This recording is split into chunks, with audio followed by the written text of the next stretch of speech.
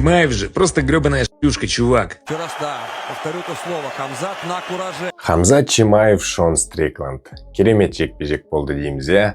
Қанша шу болды, қанша охранник, күзетшілер болды.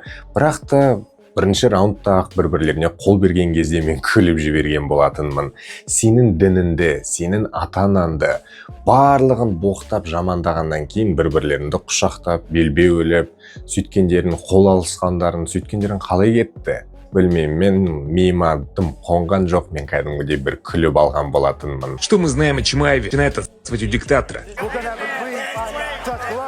Я просто смотрю на него как на сраца. Я достар, UFC 328 бітті, Шон Стрикланд жеңді, жаңа чемпион болды. Және мен Иманғали Солайди арнасы осы картқа кішкене шолу жасайтын боламыз. Хамзат пен Шон Стрикланд жекпе-жегі. Жекпе-жекте менің ойымша Хамзат жеңіп тұр. 4-1 есеппен мақұл, бір раундты тағы да Шон Стрикландқа берсек 3-2 болып тұр. Негізі осындай чемпиондық жекпе-жекте егерде екі жауынгер бір-бірлерімен тең болып жатса, онда чемпионға жекпе-жекті беру керек. Үміткерге емес. Себебі ол ондай анық жеңіп тұрған жоқ болғандықтан тең болып тұрған соң чемпионға береді негізі. Бірақ та бұл жекпе-жекте неге белгісіз, американдық болғандықтан ба Шон Стрикланд жекпе-жекті оған бере салды. Қанша охрана түк қажеті жоқ болды бұндай жекпе-жекке. Екеуі соңында бір сүйсейін деп кетті ғой. Бір-бірлерін кәдімгідей қол алысып, білмеймін, мен қарай алмадым ол жақты. Бұл жекпе-жекті әдемі сатты. Сатты дегенім ол біреу әдейі жеңілді деген сөз емес. Яғни хайп жасап, бұл жекпе-жек кәдімгідей қыздырып, барлығы бұл бейнені, бұл файт пасты сатып алған болатын. Ал бұл жекпе-жектен кейін Хамзат Чимаевтың өзі Дана Уайтқа енді бұл салмақта, орта салмақта жүре алмаймын.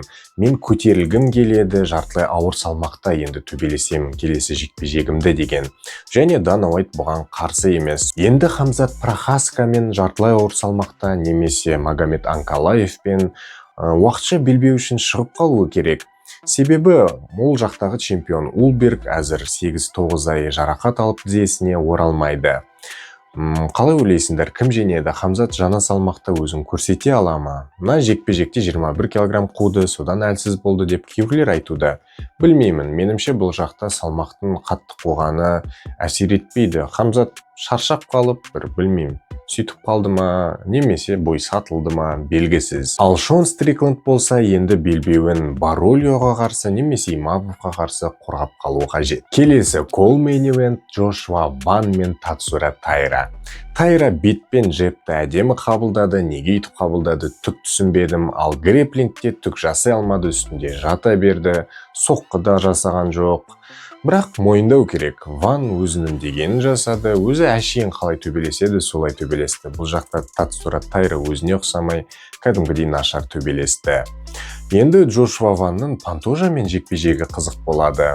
Тағы да бір қолы сынып үйтпесе, бұлай жақсы қызықты жекпе-жек болады. Және карттағы тағы бір қызықты жекпе-жек ол Хоакин Бакли мен Шон Бреди.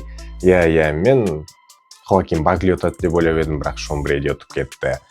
Бұл жақта Хоакин Бакли дым істей алмады, толық раунд бойынша жерде жатты, бірақ Шон Бреди де оған сабмишн жасай алмады, бітіре алмады жекпе-жекті. Сондықтан екеуі де былай нашар келген жауынгерлер. Бірақ та Шон Бреди өз көтіне қарамай Пратесті шақырды.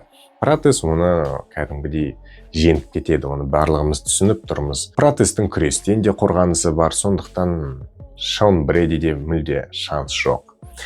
Және Конор жайлы ақпарат бойынша Ариэль Хельвани оны осы бір күнде хабарлайды деген болатын UFC оның Холлоуеймен жекпе-жегін, бірақ та Дана Уайт әлі Конор Макгрегормен мүлде ешқандай келісім шартқа отырмағанын мәлімдеді, бірақ та осы жазда шығып қалуы қажет. Күтеміз. Осындай болды карт. Сендерге ұнады ма, жоқ па, не ойлайсыңдар, комментарияға өз ойларыңды жазып кетіңдер. Сендермен болған мен Иманғали Солайди арнасы. Арнаға тіркелуді ұмытпаңдар. Барлық қызықтар тек біздің арнада. Келесі аптада біздің Николай Веретников шығатын болады. Жеңіс тілейміз біздің азаматымызға. Ал қош аман, сау болыңдар.